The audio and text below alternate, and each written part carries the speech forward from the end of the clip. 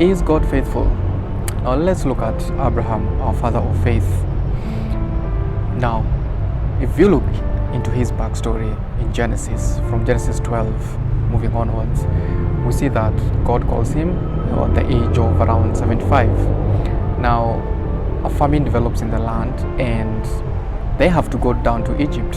Now, he tells his wife Sarah, by then Sarai, that because she was very beautiful and she was actually 65 according to my calculations by the time they were going there. He tells her to lie that she is his sister because he's scared that the Egyptians will hurt him because of her. They go there, indeed the Egyptians say yeah, she's beautiful, and they treat him well on their account. Now God afflicts Pharaoh's house down Egypt, and they call Abraham and ask him why he has done this to them. Now he tells them that he was scared that they would injure him or they would kill him.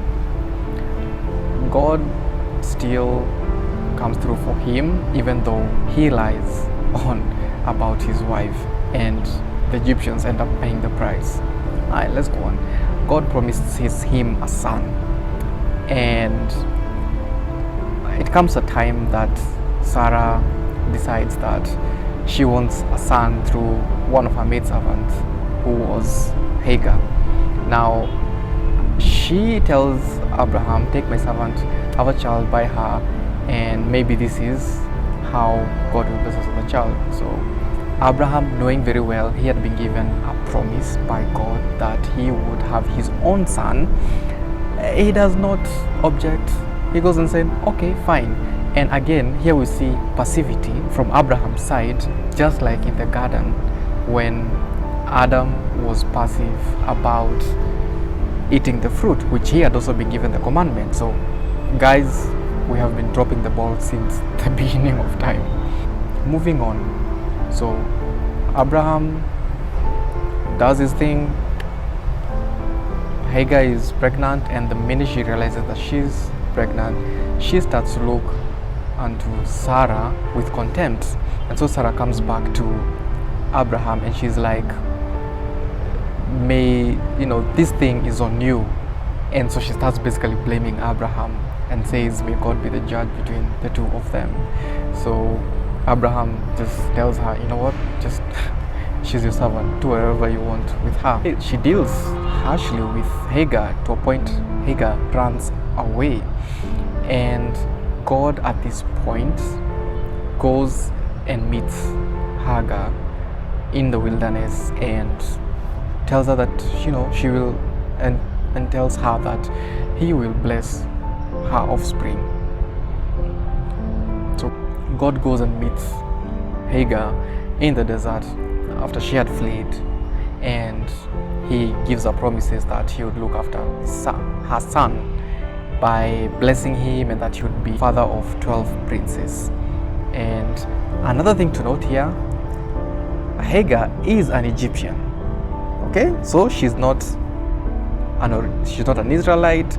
Basically, she is an outsider or a Gentile, but God still tells her that he would bless her. Okay, so Abraham has clearly gone against God's wishes.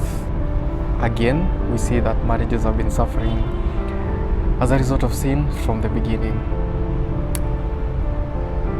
God still is faithful. You know why? Because he still comes to Abraham and he tells him that again he will makes the promise again. But this is what I found interesting. Now when God makes a covenant with Abraham, so how a covenant would be made between two people, they would take animals, slice them into halves, lay them side by side, and so you can imagine how messy and bloody that whole path would have been. And both of them were supposed to walk through the carcasses. But do you know what happens? Only God walks through the carcasses. What does he mean by this? That he was going to keep he was going to pay the penalty if he would not keep his promise to Abraham, but also that he would pay the consequences of Abraham breaking the covenant. And at this point, this is where the rubber stamp on Jesus' crucifixion was laid down. Alright, so is God still faithful? Alright, let's go on. Now, after all this, God is pretty chilled out, in my opinion, in this whole situation, and he still goes on to make the same promise again with Abraham and tells him that he would have a son by this time the following year. What does Abraham do? He literally laughs on his face. He laughs, and to a point that he's falling on his face, and God doesn't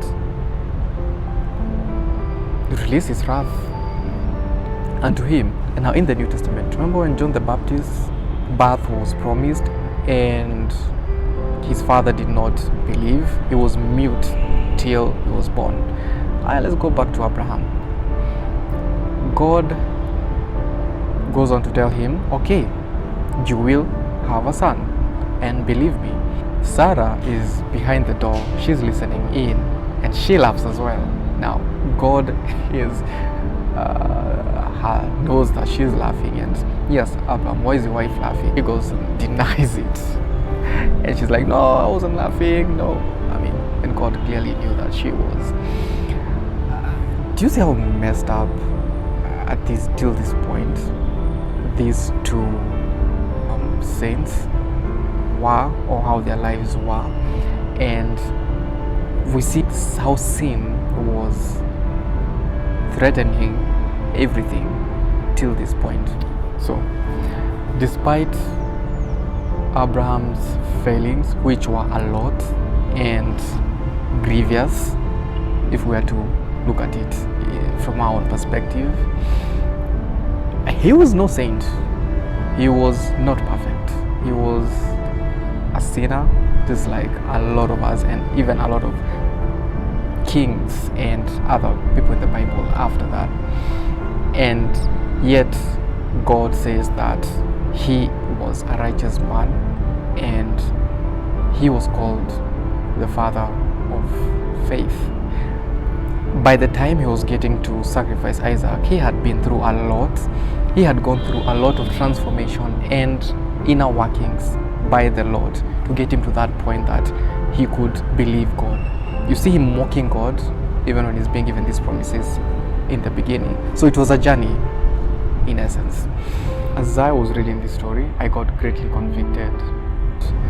I just realized how much God had persevered of Abraham and his wife for our sake, for the sake of humanity, for the greater good, which was, he was already just planning our salvation from the word go, and he was determined to use Abraham and Sarah to be part of that plan, or to roll out the plan.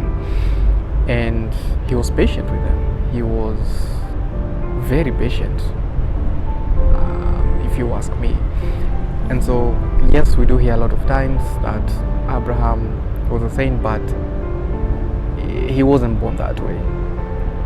It was God walking and working in him to get him to the place where he could be the kind of man that we could eventually call the father of faith. So based on Abraham's story, do you think that God is faithful? Let me know in the comments below what you think about this. Stay tuned for more on this topic.